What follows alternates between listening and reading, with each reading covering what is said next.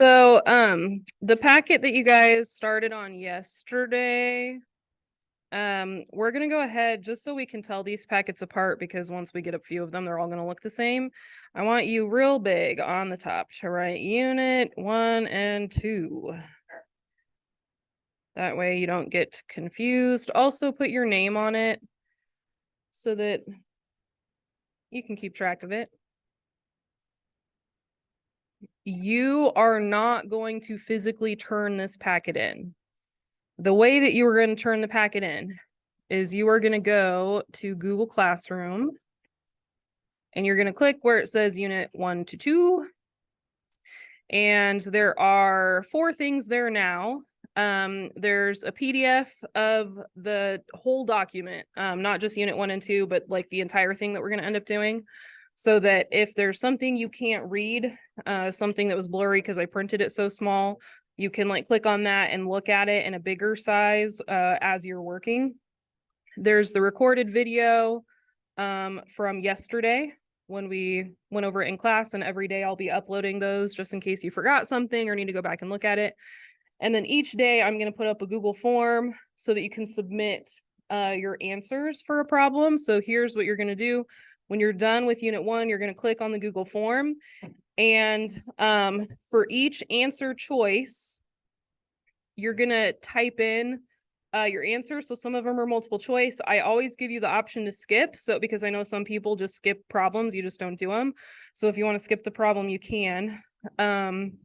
And then these ones where it has you type an answer, like it's not a multiple choice answer, it's like a write-in answer, then I typically gave you some explanation for like how you should type that answer in. Sarah, are you listening? Victor, are you listening?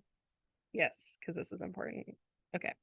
So, and then what I'm going to do at the very end is I'm going to go through and look and see like how complete your answers are. So are they correct? Because if you are paying attention to the tricks, the Desmos tricks and the strategies, your answers should be pretty accurate. And then how many problems are you skipping? So if your answers are super inaccurate, that tells me you're just guessing, or if you're skipping a lot, then obviously you're not doing some of the problems. So then from there, I'll be giving you a completion grade for each of the packets.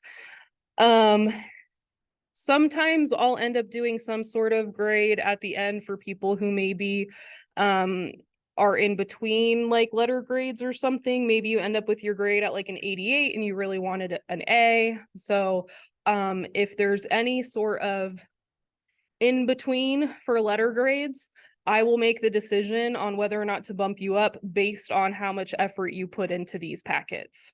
Okay, so this is where I will look to see if your grade should be bumped or not. So this is how you'll be turning in your work. You will not be turning in this packet because this packet will probably not have very much work in it, right? Because we are using Desmos and cheating. Make sense? Okay. So once you're done, you do have to wait till you're done with the packet because all of these answers are like required. You actually have to type them. That's why they have these little red stars next to them. They have to be input before you're allowed to submit the form. You can only submit the form once. So do make sure that you have those completely done before you submit them.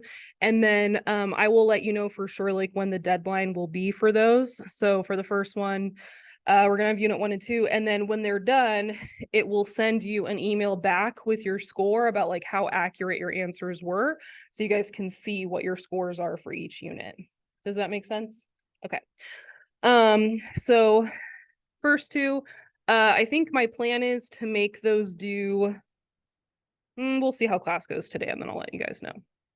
Okay, but the thing that I do want you to turn in today is that statistics assignment needs to be turned in by the end of the period. Okay, the statistics assignment due by the end of the period. Okay, so I'm going to go ahead and pass out the unit 3 review, which is what we're going to be looking at next. So we did 2 yesterday. We're only going to do 1 today. Actually, before that, we didn't do much on unit 2. Hey, look.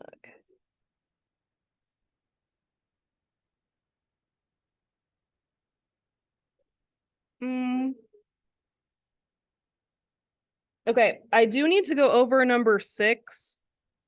And then there's one more problem that I want to talk about for unit 2 before I hand out unit 3.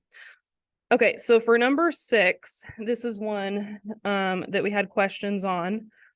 So the first one, you should have been able to figure out which graph it was just by graphing the equations on Desmos and then looking to see which one matched.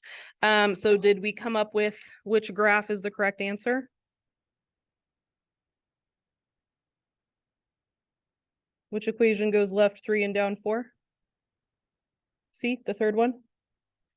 Okay, so it's this one. Okay.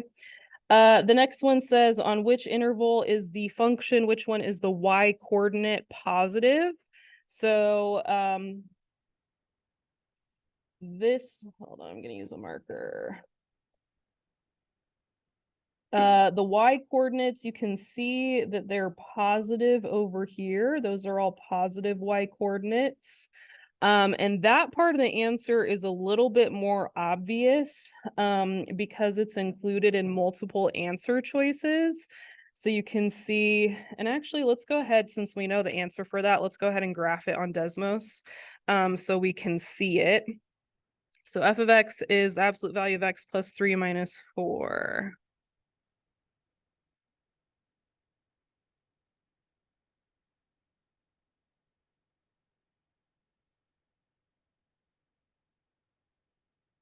Okay, so this is the part you can see that I did the orange on. And as you can see, all of those y coordinates are positive. So this is where the function is positive.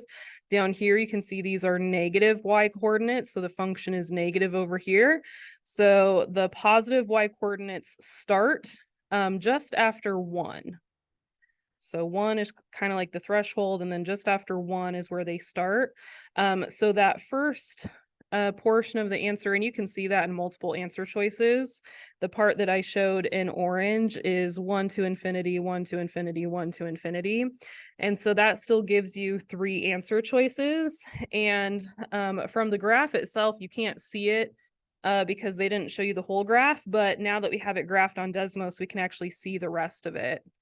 So we'll go ahead and look over here. So -7. And then when we go past -7, now we can see where the graph is positive. So -7 is kind of the threshold for that. And then these are all positive y coordinates. And so that's where the function is positive. So -7 is the other one. And so that's the answer that we had for that one. The minimum of that function, we got to look at the point at the very bottom. And then I talked a little bit in class yesterday about just a reminder that the x coordinate is where is the absolute minimum, the y coordinate is the what is the absolute minimum. So when they phrase this question, what is the absolute minimum of the function, they're talking about the y coordinate. And so the answer is -4 for that one because it is a what question. So where for x, what for y. So -4. End behavior is just describing the arrows. So we know that when we describe the arrows, we don't say as x goes to -5, as x goes to -5. We always talked about look all the way to the left arrow, look all the way to the right arrow. So here it says as you look at the left arrow, as you look at the left arrow, f of x is another way of saying y. So as you look at the left arrow, what is the left arrow doing?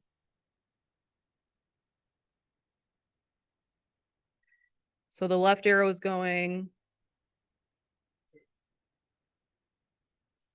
the left arrow is going to the left, but is it going up or down? It's going up. So the left arrow is going, which infinity should it be? Positive infinity. So these are both talking about the left arrow. One of them is saying that it's going down. One of them is saying it's going up. So it should be this one. The left arrow is going up.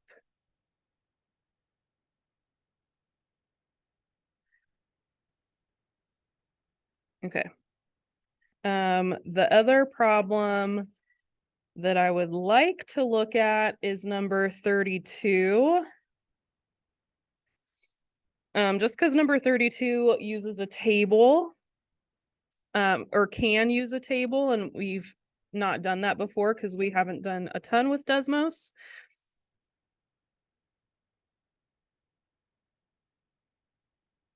Okay, so we're gonna go to Desmos and plug in f of x and g of x.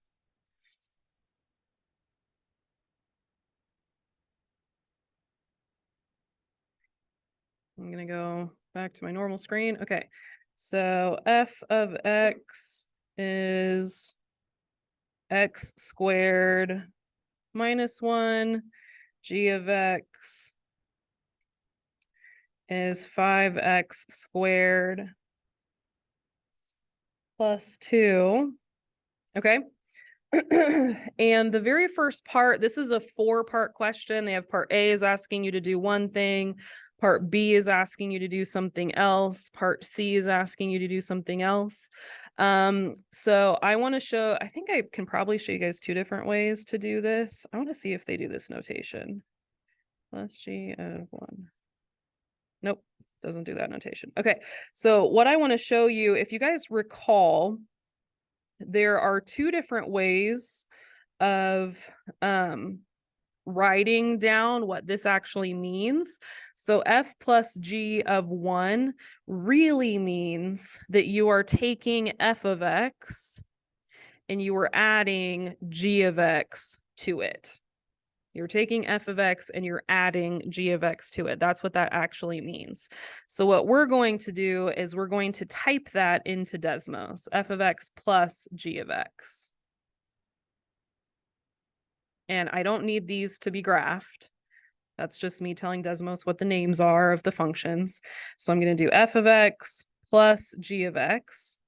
And then what I'm going to do, and we're going to do this multiple times, this is a new strategy, is we're going to go up here to this gear, click on the gear, and then we're going to click on this list. This is how you create a table, like an X and a Y table, kind of like we used to do in the graphing calculators. We're going to create a table. Now on the table, you can plug in different numbers. So this time they're saying add f and g together. You can see it says f of x plus g of x. Add f and g together and plug in 1. When you plug in 1, you get 7 as an answer. So that means the answer for part A is 7. We get 7 as an answer. So the answer for part A is 7. Next, for part B, they have f minus g, which really just means f of x minus g of x. So what I'm going to do is I'm not going to retype all this stuff. I can just fix it on the table. So if you go back to the table, you can see that the table says f of x plus g of x. Now you can change this to a minus. And if you want the graph to like look the way it should, you can change the graph to a minus as well, but it doesn't really matter. So this is f of x minus g of x, and it says f minus g of -2. So if we want to plug in -2, the answer is -19. So the answer for the second one is going to be -19. Okay. The third one says times. We're going to multiply times. On Desmos, that's the little asterisk, which is above the 8 key if you do Shift 8. I'm going to go up here and change this one as well, Shift 8. Okay. And it says we are plugging in 0. So here's the 0. We plugged in 0 and we get -2. Multiplying those together, f of x times g of x. Okay. The last one is the toughest one to plug in because when you do division, you basically have to type the division symbol first. So I'm going to type the division symbol here and do f of x on the top and g of x on the bottom. You can't just put the slash in there because it won't let you do that. The other thing too that's annoying about this is that we wish our table had given us fractions and our table didn't. It gave us decimals, but we'll at least be able to compare them. So here we have f of x divided by g of x. If I want to see the graph correctly, I'm going to have to go up here and fix it here as well. There we go. And they want us to plug in 2. So this is what our decimal should be. And so now I just have to type those different fractions and see what one equals the correct decimal. Is that right? 0.136. I think that one is right. 3/22. All right. Justin. I am shocked. I'm shocked that you're with us. You don't even have your assignment? Oh, marvelous. Come, take this desk, grab it right up here. You know the drill. Also, look, I have all these paper clips just in case you choose to get your cell phone out. It's good times. All right. Okay, so we got the answers for those. Everyone feeling good about how we found those? We good? Make sense? Easy peasy? Okay. Are you guys getting salty yet that I didn't let you use Desmos? Yeah. We feeling it? We all feeling it? Okay. All right. So that is it for the calculator tricks for unit 1 and 2. I'm going to go ahead and hand out unit 3 so we can start working on that one.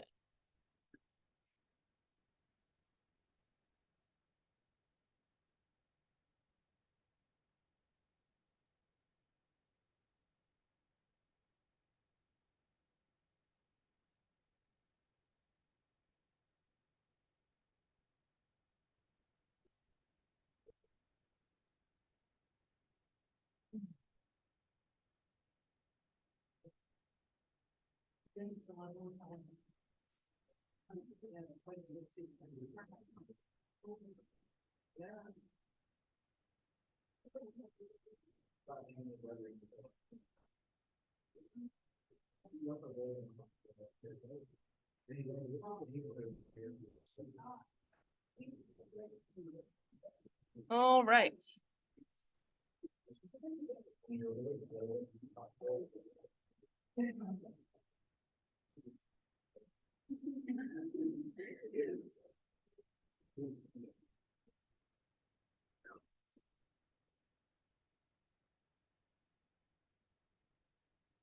Okay, you guys are ready? All right. First vocabulary word that shows up that I want to address in unit 3 is it says to find the zeros for this. Anyone know what a synonym for zeros is? X-intercept. So we got zeros equals x-intercepts equals roots. Those are all the same. Important to remember that those are all words that mean the same thing. So let's go ahead and let's figure out which one is the answer for this. So we want to find the x-intercepts for this equation. Whenever you're approaching any problem, you're basically just going to graph it on Desmos and see what you can get.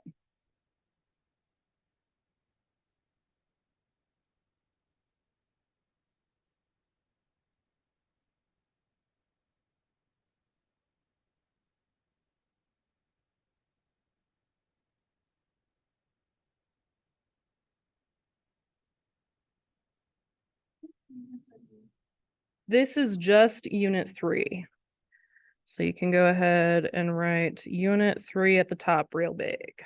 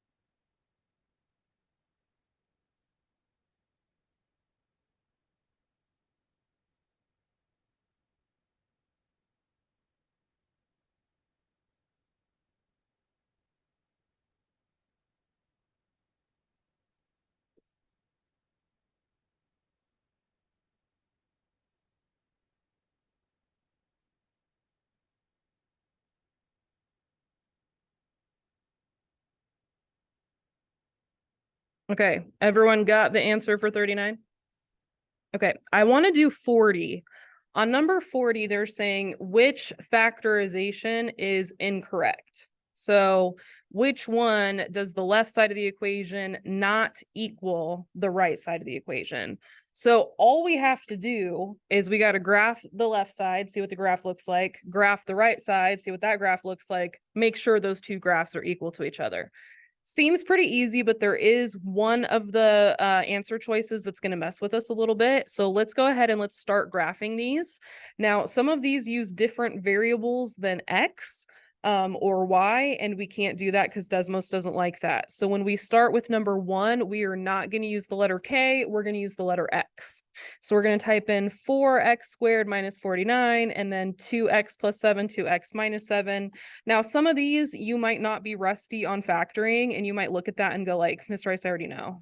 That one is correct. So that's fine. If you already know that it's correct, you do not have to check that answer choice. But I'm going to go ahead and start typing these in. So 4x squared minus 49 looks like that. 2x plus 7, 2x minus 7. These two graphs match up perfectly. So that means that number 1 is correct. The left side of the equation and the right side of the equation do equal each other. And since it's not incorrect, it is not the answer choice. So number 1 is wrong. So it's not this one.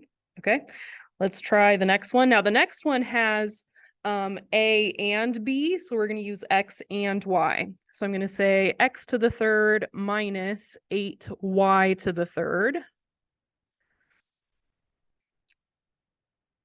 X to the third minus 8y to the third, and nothing graphs when you first type it. So the trick to make it graph is just to put an equal 0 on the end, and all of a sudden it will graph something. Okay. And it doesn't matter what it graphs, because the point of this is not what the graph looks like. The point of this is to be able to check the left side of the equation with the right side of the equation and to make sure that they graph the same thing. Okay.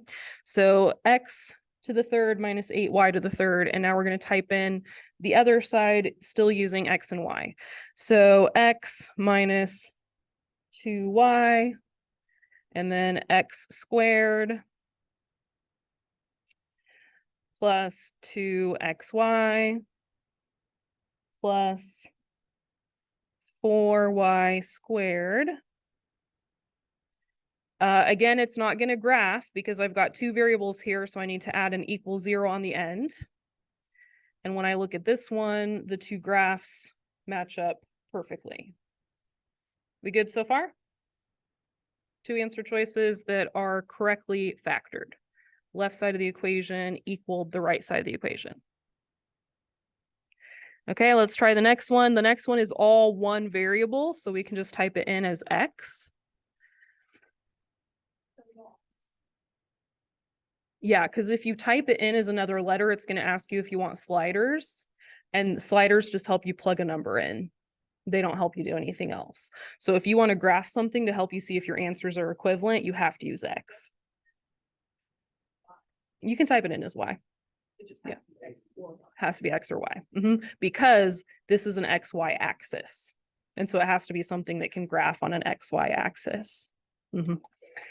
All right, so we're going to do X to the third plus 3x to the second minus 4x plus 12. Okay, there's our first graph. X minus 2 squared, and then x plus 3. Okay, are those two graphs the same? Nope.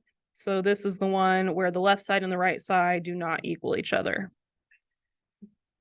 So we would say that that factorization is incorrect.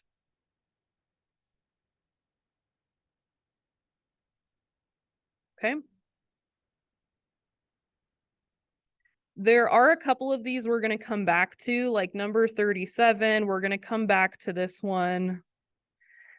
Number 41 we can come back to. I might leave that one for you guys.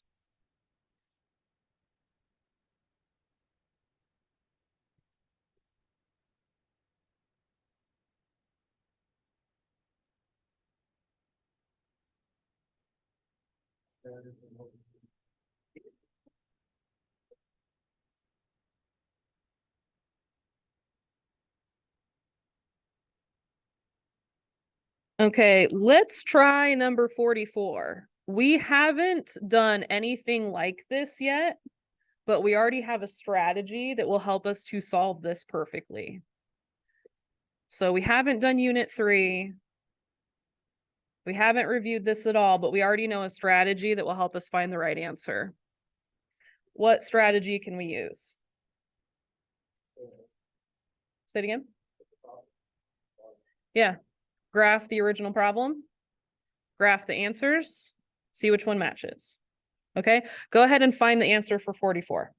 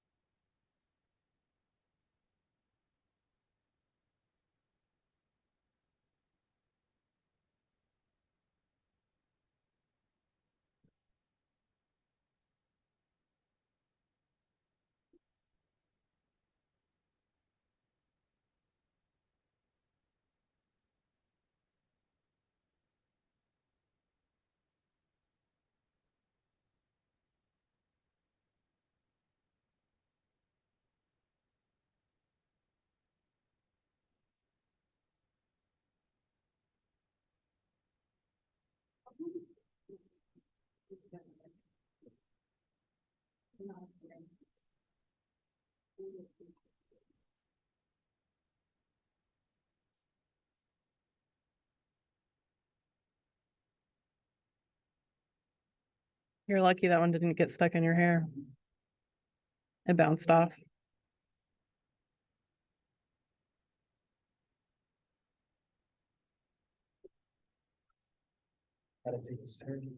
Hmm? I'm not on my phone.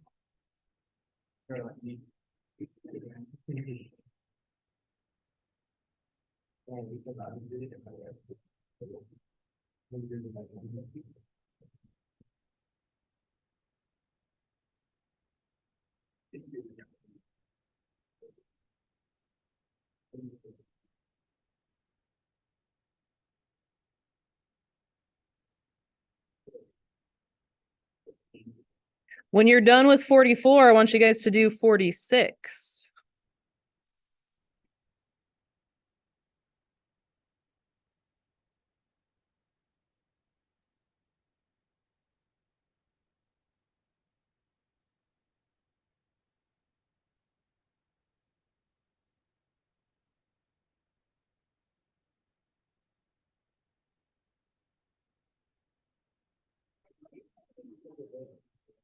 Am I allowed to look at it?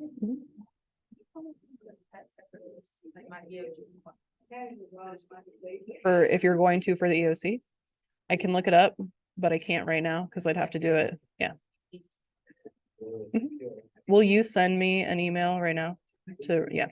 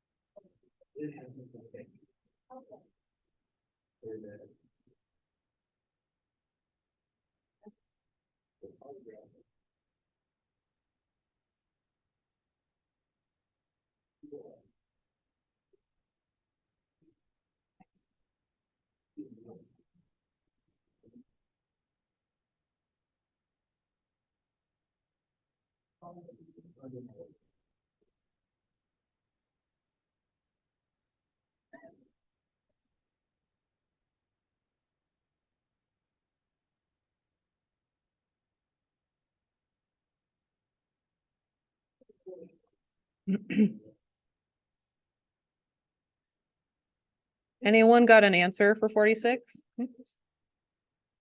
They both work. Anyone got an answer for 46? Number two? Number two work for 46? Yes? Yes? Okay. Now we're going to review something real quick because we need it for number 45. Number 45, they wrote that problem in such a way that we can't fake it. We have to actually know what we're talking about. And sometimes they can do this on the EOC where they get things where we just can't fake. So we're going to go back to 46 and we're going to do 46 in a shortcut way, but we're not going to fake it. We're going to go back and we're actually going to do it. Does anyone remember the remainder theorem? Do you guys remember talking about that when we did polynomial long division? So when we did the remainder theorem, it was still kind of a fake way of doing the problem. When we did the remainder theorem, we said, okay, if I'm doing long division, the problem is written like this, right? I would put x plus 2 in the front. This is long division. And then I would put x to the third plus 2x squared plus x plus 6. And I would have like all this stuff like written all the way down to here. And then I would get this remainder down here at the end. You guys remember doing that? And according to this answer choice that you guys got, we all got number 2, right? According to this answer choice, the remainder is going to be 4. Are we all in agreement? Okay. Now the remainder theorem says that we could also do this with synthetic division, right? We learned synthetic division. It was a shortcut.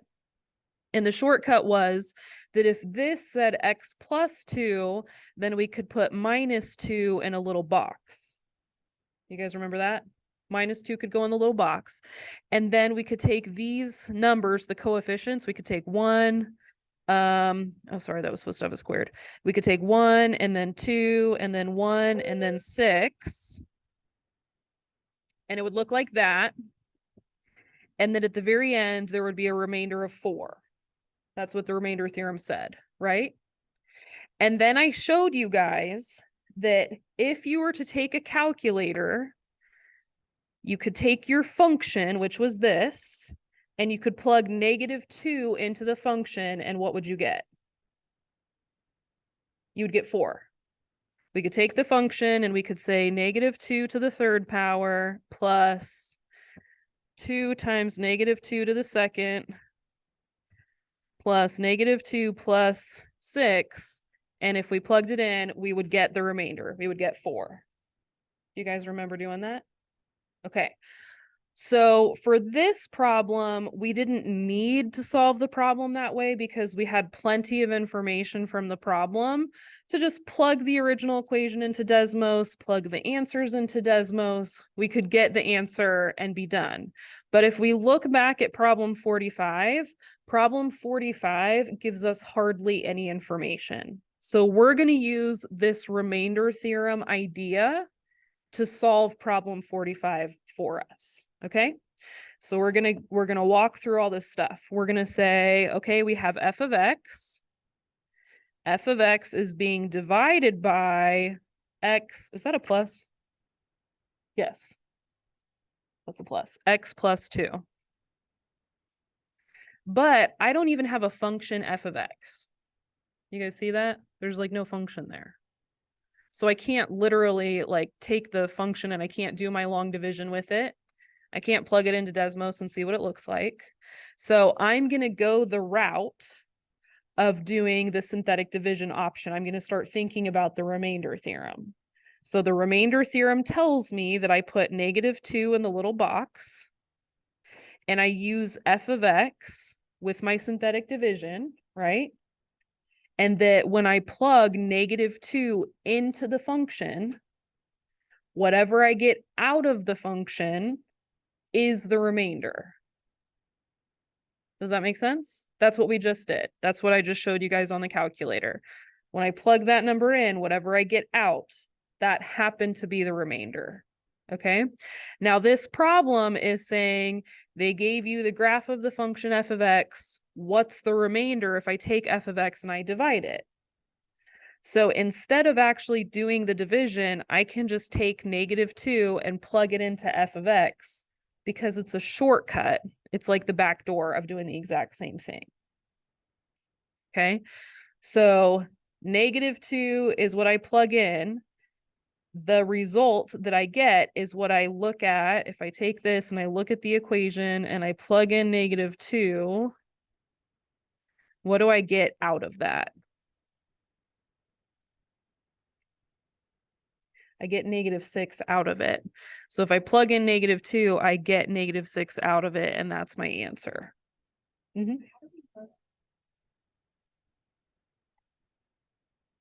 How do you know you're plugging in -2? Because what? So whenever we did synthetic division, we always did the opposite sign of whatever you have in the parentheses. And that's been consistent in all of your math. Like whenever you do factoring, you always do the opposite sign. Whenever you look at your X-intercepts, when they're in their parentheses, they're always the opposite sign of what their answer was. Whenever we looked at quadratics in the vertex form, it was always the opposite. So if it went to the left, it was a plus. If it went to the right, it was a minus. So whenever you see something in parentheses like that, it's always going to be the opposite. Good question. Okay. We're going to use that similar idea to go back now and do number 37, which is another tricky problem. Where you have to be able to, you have to know what you're doing to be able to do it. You can't fake it on Desmos as easily. Do you guys remember what it means if something can divide by something else evenly? Like there's no remainder, the remainder is 0. Yeah, it means it's a factor. It means there's nothing left over. So we use the example in class. We said like, oh, if 24 is divisible by 4 and 6 and 2 and 12, then all those numbers are factors of 24. They divide into 24 evenly. So as soon as this problem tells you that you have this original function and it's divisible by x minus 1, that tells you that x minus 1, when it divides in, is going to have a remainder of 0. That's what that's telling you. So what we're going to do is we're going to set up this problem, and we're going to say k squared x to the third minus 6kx plus 9 divided by x minus 1. If we were to do this whole division problem, we do the whole thing all the way to the end, we would get a remainder of 0. We'd get nothing at the end because it's divisible by that number. It's divisible by that thing. There's no remainder. This thing has 2 different variables though. It has a k, it has an x. That's kind of confusing. So I don't want to do the problem the way that I would originally have done it. I'm going to go ahead and I'm going to use the remainder theorem, just like I did with the other ones. So I'm going to think about having the opposite sign of this, kind of like I was doing synthetic division. So instead of saying x minus 1, I'm going to think of synthetic division. I'm going to put the 1 in the box. And then I'm going to think about having my function is kind of the part up here. So the coefficients of my function are k squared. That's x to the third. There was no x squared. So it would be 0 for the x squared term. And then -6k. And then +9. And that would be really hard to do synthetic division with. But we know that if we did this synthetic division problem, we would get 0 as the result, because this is divisible. So we know that 0 would be the final answer.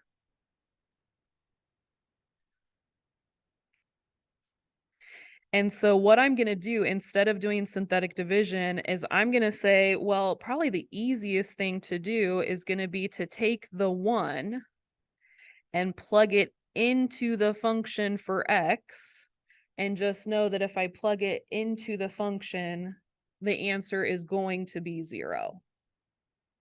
So that's what the remainder theorem says. It says if I take this number and plug it into the function, the remainder is the answer.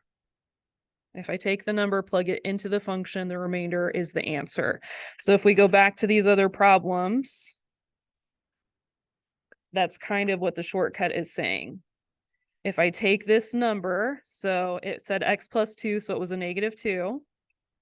I took the -2, I plugged it into the function, and the remainder was 4. And I can see 4 is the remainder in the answer choice.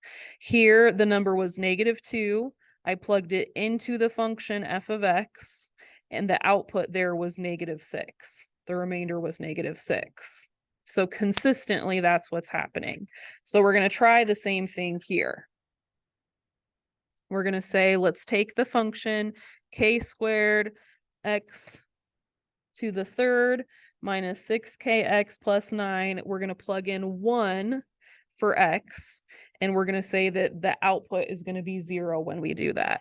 So I'm going to do k squared times 1 for x to the third minus 6k times 1 for x plus 9 equals an output of 0.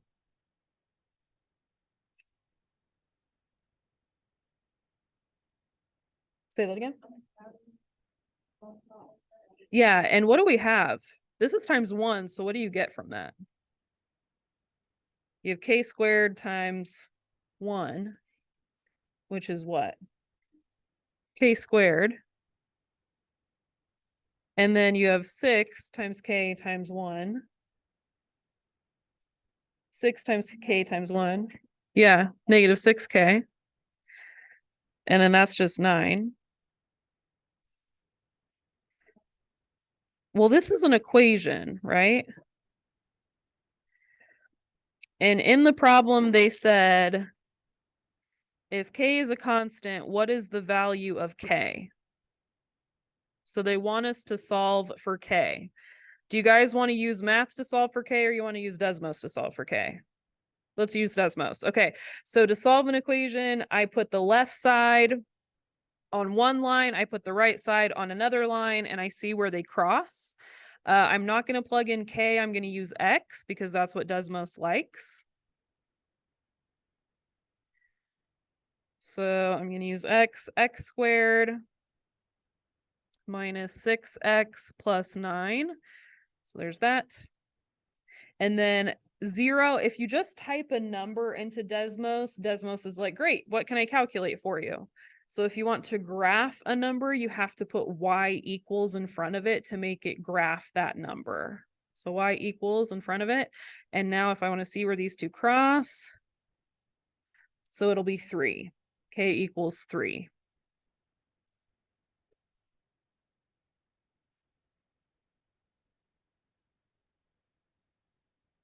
Okay, I wanted to do those two problems with you, 37 and what was it, 45 or whatever, because I think those are like the most difficult ones. Yeah, 37 and 45. I think those are the most difficult ones in Unit 3 in this packet. So at this point, we have done the worst ones to do on your own.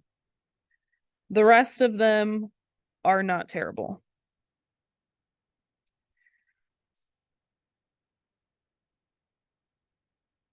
Okay. So I think that I'm going to let you guys use the rest of class. Anyone know what time it is? I don't know where my phone is. 106. Okay, we got about 30 minutes left. I'm going to let you guys use the rest of class to kind of work on things. So by the end of the period, you have to have your statistics packet, the population parameters and sample statistics, that has to be turned in by the end of the period. And then I'm going to see how the period goes, and I will let you guys know when Unit 1 and Unit 2 answers have to be turned in by. And then we're doing our best to work on Unit 3. All right.